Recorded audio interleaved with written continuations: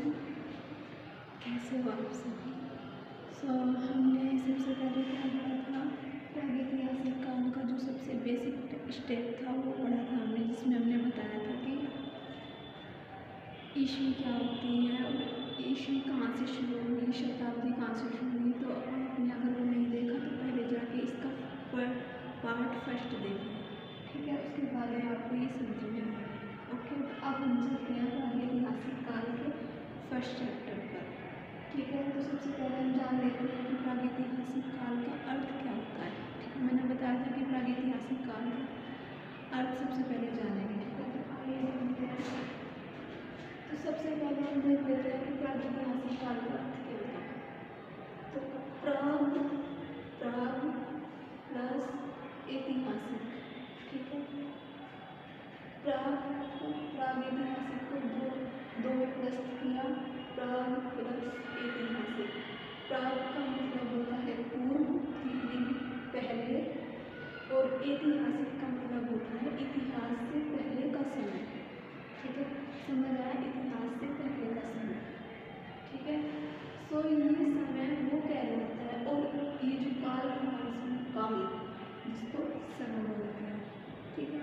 और ये जो शुरू हुआ था प्रागैतिहासिक काल, ये क्यों बोल रहे हैं, क्योंकि ये प्रागैतिहासिक काल उस टाइम को बोलते हैं जिस टाइम पर लिखित शुरुआत ही नहीं हुई थी। यानी कि जो लेख लिखते हैं, जो लिखित किताबें ये जो हम लिखते हैं, ये तब तक शुरू नहीं हुई थी, ठीक है।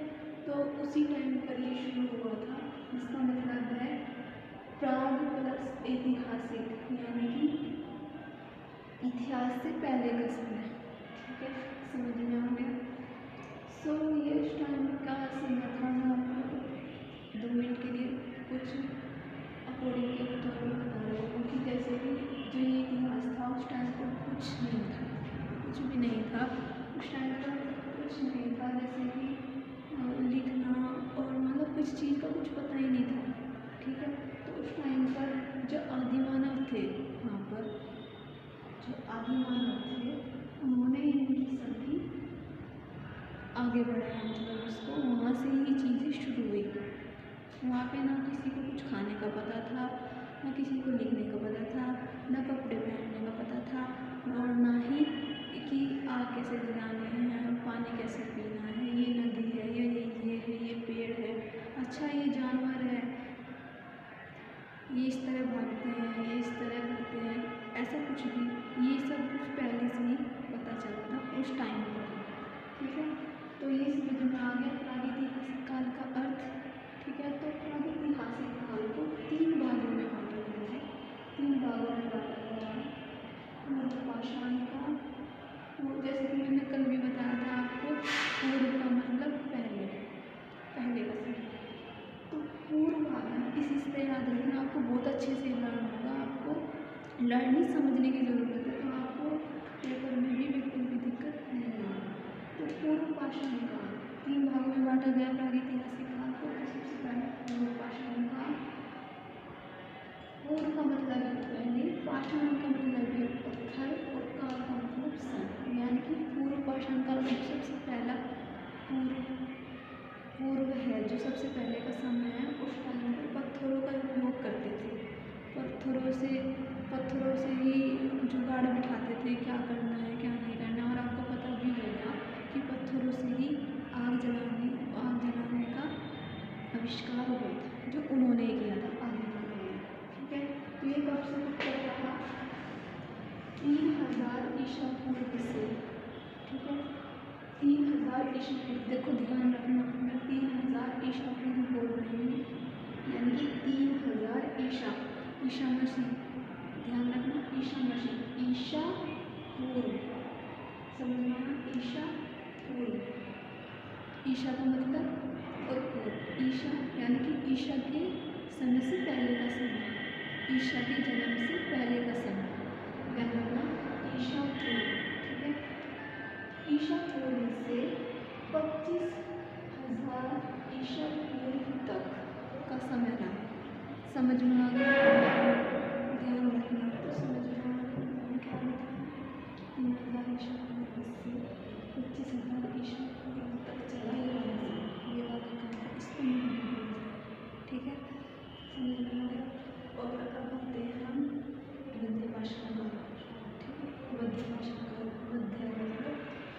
बीच का समय, यानी कि 3 पीरियड्स चले ना इसमें, पूर्व पाषाण काल, मध्य पाषाण काल और नव पाषाण काल।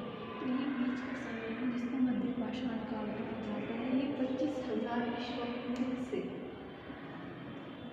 10,000 ईस्वी पूर्व तक चला।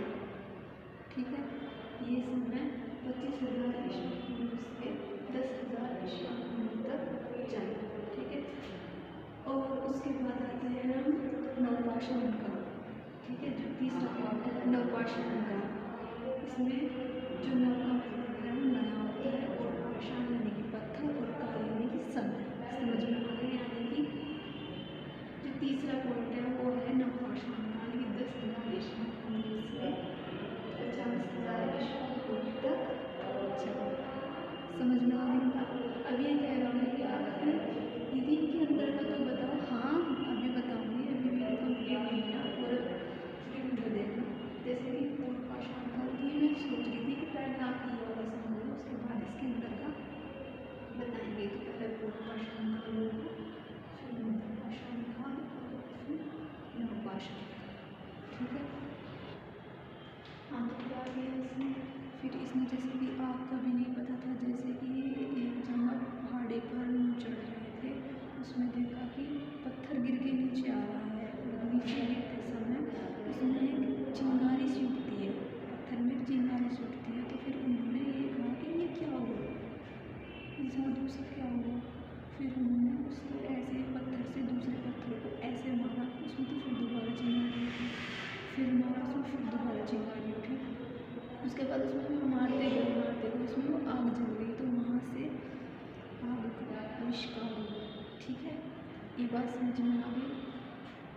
दूसरे वाले में क्या होता है, मध्य पाषाण काल में इन्होंने लकड़ी के सुडोल बनाए, लकड़ी का यूज़ करने लगे। मतलब ये लकड़ी के बनाने लगे औजार, लकड़ी के औजार उनका इस्तेमाल करने लगे, है ना, उनका इस्तेमाल करने लगे, है ना।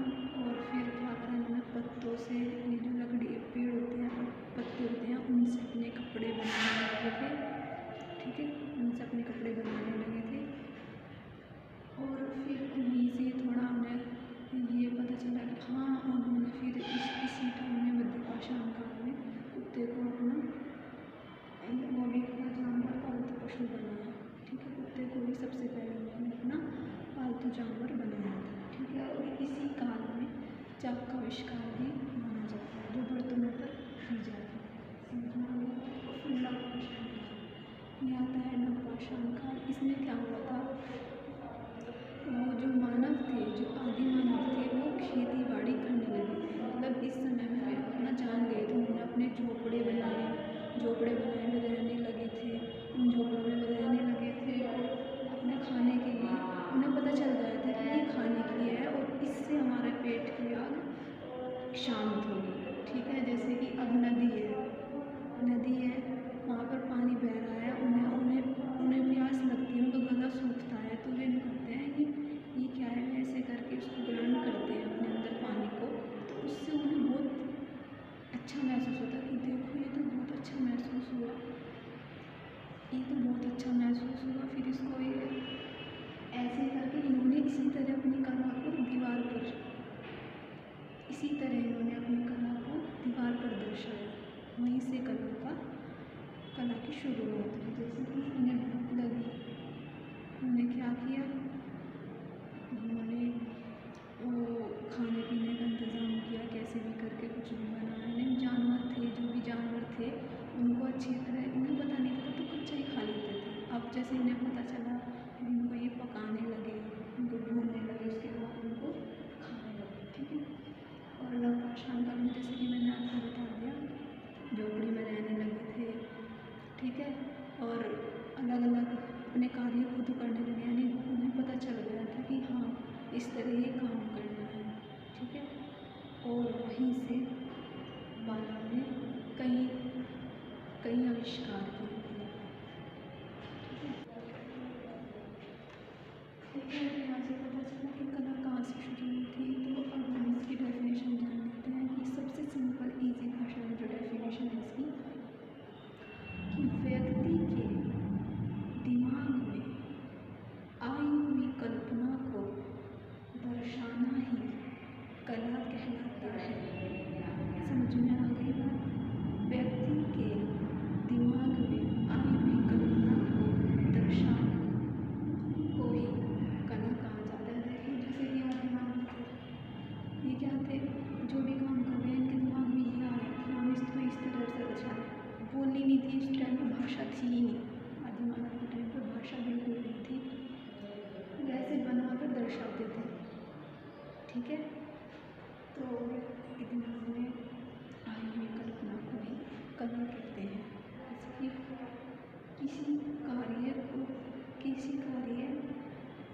विशेष योग्यता रहा, ठीक है, समझना। सो स्क्रीनशॉट लेना इसका। इसी के साथ चलते हैं। Thank you everyone. और इसके बाद हम लेके आएंगे अपनी दूसरा क्लास, ठीक है, जो इससे इनमें चित्र कौन कौन से बनाए, कौन कौन ऐसा क्या दर्शाया, कहाँ पे कौन सी मूर्ति मिली, कौन सा चित्र मिला, वो हम लोग जानने वाले हैं, ठीक है। ये मैंने इसलिए समझा बहुत बेसिक था और आपके लिए बहुत ज़रूरी था, ठीक है। तो जिसने भी ये समझ लिया ना, इतना ईजी तरीका मैंने बताया है ना, बहुत ईजी तरीका बताया है कि जिसने ये समझ लिया ना, वो आगे कन्फ्यूज़न नहीं होगा उसको। और सबसे पहले इस समझने से पहले जो मैंने फर्स्ट पार्ट आपको बताया है, फर्स्ट वीडियो जो है फर्स्ट पार्ट की, उसको जाके देखो, उसके बाद ही सेकंड पार्ट देखना, ठीक है। Thank you.